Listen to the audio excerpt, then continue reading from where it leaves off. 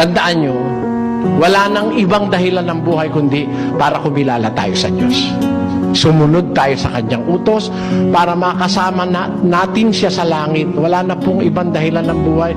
Wala namang kwenta ang buhay kung ikaw mayaman ka. Maiiwan mo naman Ha? 40 milyong hektarya ng lupa ang pag-aari mo. Ang titulo mo, ganyang kakapal ang dami. Pag namatay, kaanin mo yun. 1 metro kudrado ka lang.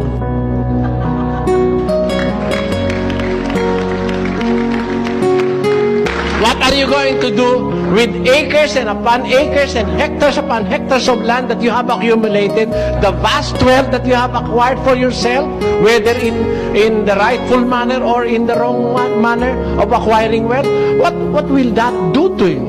Sometimes it will even prejudice your salvation, your knowledge, your belief in God. When a person is very rich, he feels that he has everything in this world.